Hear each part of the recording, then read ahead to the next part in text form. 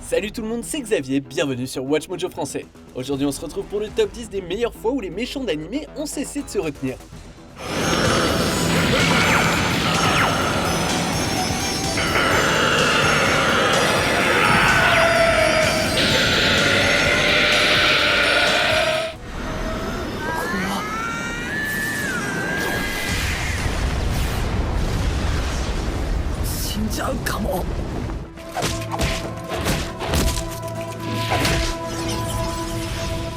Dans cette liste, on va passer en revue les scènes où les antagonistes des animés se sont laissés aller et ont montré leur véritable pouvoir, souvent avec des résultats destructeurs. Est-ce qu'on a oublié des pouvoirs importants pour les méchants? Dites-le nous dans les commentaires.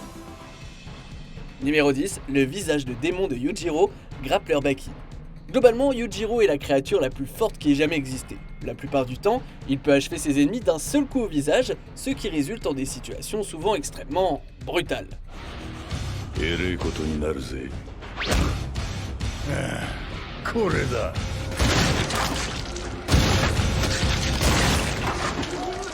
Cependant, lorsqu'il est confronté à un ennemi qui le met vraiment à l'épreuve, comme dans le cas de l'ancien artiste martial Kaiokaku, il doit se dépasser un peu.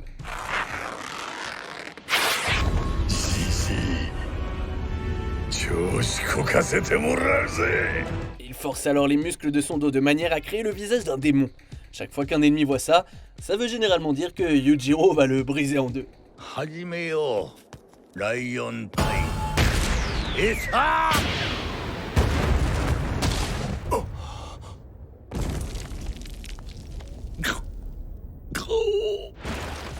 Numéro 9, forme draconique de Balan, Dragon Quest, la quête de Dai. Étant donné sa maîtrise de la crête du dragon, le légat de la Légion des Dragons est déjà une force de la nature. L'homme a effacé les souvenirs de Dai lors de leur première rencontre et a anéanti son équipage avec la foudre comme si de rien n'était.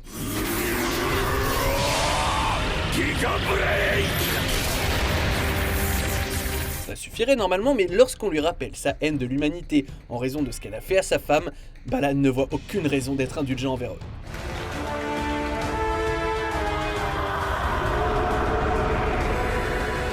Canalisant les trois races qui composent un chevalier dragon, Balan assume un état hybride plus puissant que tout ce que Dai avait affronté auparavant.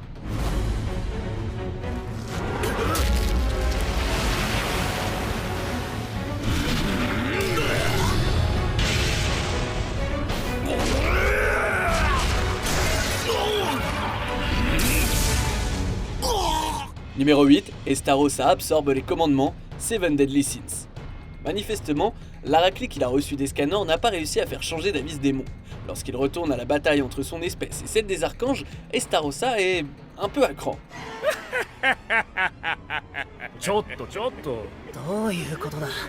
Afin de tenir tête aux êtres célestes, le commandement de la charité n'hésite pas à absorber l'essence de ses frères, chacun ne faisant qu'augmenter son niveau de puissance au point de pouvoir facilement déchirer tout ce que les anges lui envoient.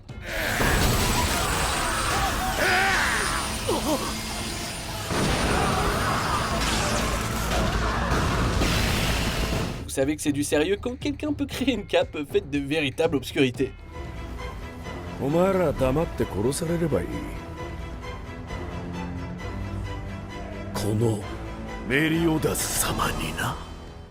Numéro 7, Suzuki à 100%, Mob Psycho 100. Reflet sombre de ce que Mob aurait pu être s'il avait utilisé ses capacités à des fins égoïstes, Suzuki a passé des années à stocker ses pouvoirs psychiques pour le jour où il pourrait exercer une domination sur tous.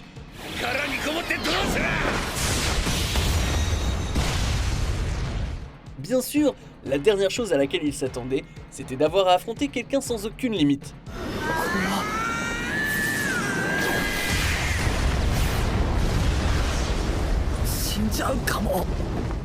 Forcé de libérer tout ce qu'il avait emmagasiné, Suzuki passe d'un homme d'affaires sans cœur au rêve de grandeur à un boss final au crâne psychique enflammé.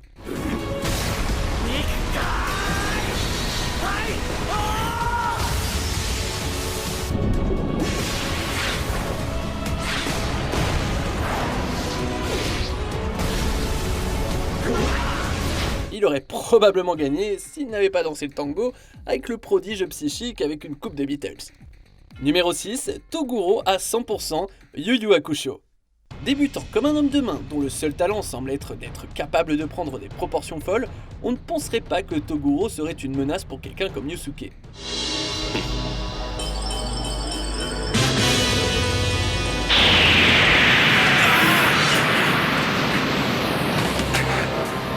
Et pourtant, tout au long du tournoi de l'ombre, le démon s'est révélé être l'un des plus dangereux adversaires du détective du monde des esprits.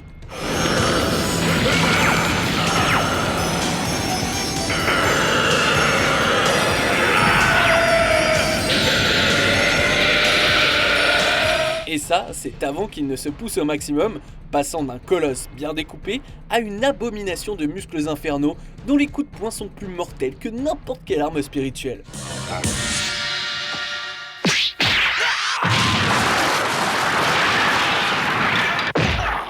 Numéro 5, la reine démon Megicula, Black Clover. Il serait juste de dire que chaque membre de la triade sombre est pire que le précédent, avec la petite sœur du groupe tout aussi sanguinaire et antipathique. En affrontant Noël, Vanica a prouvé qu'elle était une lanceuse de sorts vicieuse, mais rien que la magicienne de l'eau ne put gérer grâce à ses années d'entraînement.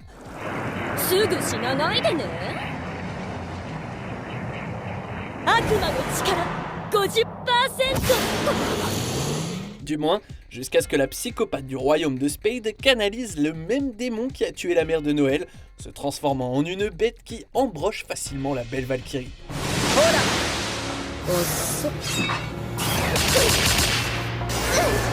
Même à 70%, vaut mieux éviter de s'en prendre à Megicula.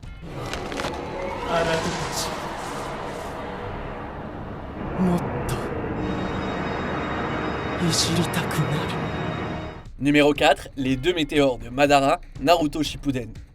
Peu importe ce que l'on pense de ses objectifs et des actions qu'il a entreprises pour les réaliser, on ne peut nier que Madara Uchiwa a de la classe.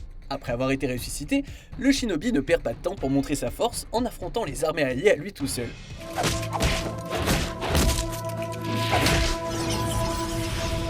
Comme si ça suffisait pas, il démontre ensuite à quel point son jutsu est puissant, en invoquant un météore comme si de rien n'était.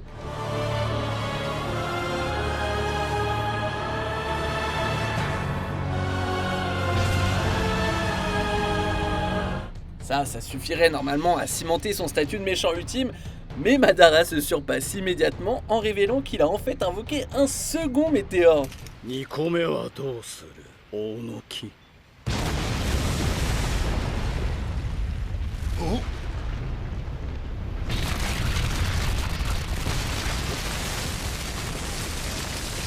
Un vrai boss. Numéro 3, Boros déchaîné, One Punch Man. Comme tous les autres monstres assez fous pour affronter Saitama, le dominateur galactique est finalement vaincu par le point imbattable du héros le plus fort du monde. Mais ça ne veut pas dire qu'il n'a pas tout essayé.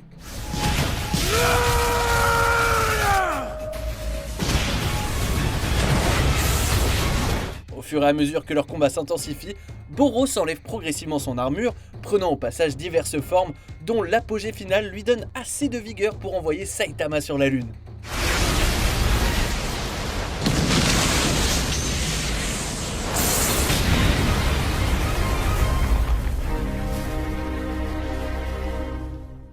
Bien sûr, cela ne sert pas à grand chose face aux coups de poing sérieux, mais la splendeur de les voir s'affronter est très satisfaisante. Collapsing Star! Roaring Cannon!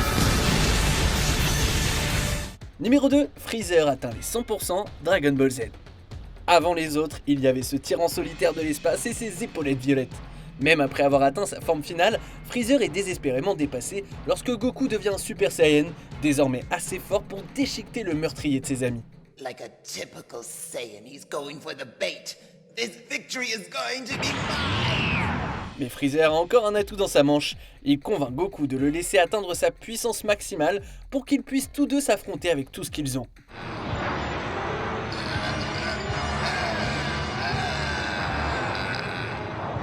I sense his desperation. He's scared that I'm going to attack before he finishes.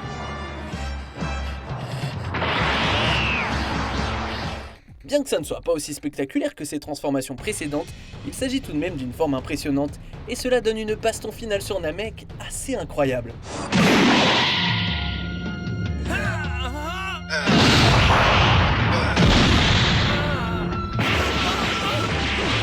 On arrive presque à la fin, nous publions de nouvelles vidéos chaque jour, alors avant de continuer, abonnez-vous et activez la petite cloche et les notifications sur téléphone pour ne rien rater. Numéro 1, la segunda etapa d'Ulquiorra, Bleach.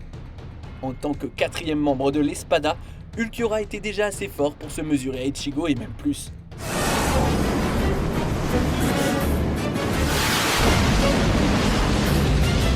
Même transformé en holo, le Shinigami rouquin a du mal à suivre quand Ulquiorra embrasse sa chauve-souris intérieure et déclenche sa résurrection.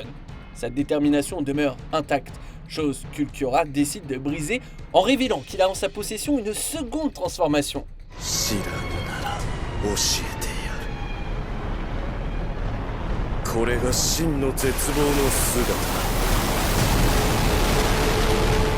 Cette forme éclipse complètement celle des autres Arrancars, plaçant l'aspect obscur au sommet des forces holo.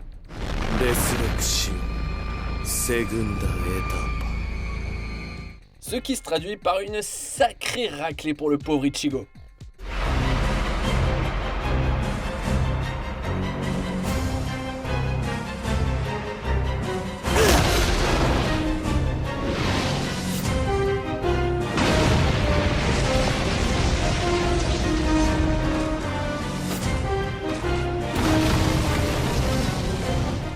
Que pensez-vous de notre sélection? Dites-le moi en commentaire et checkez ces autres super vidéos de Watch Mojo français.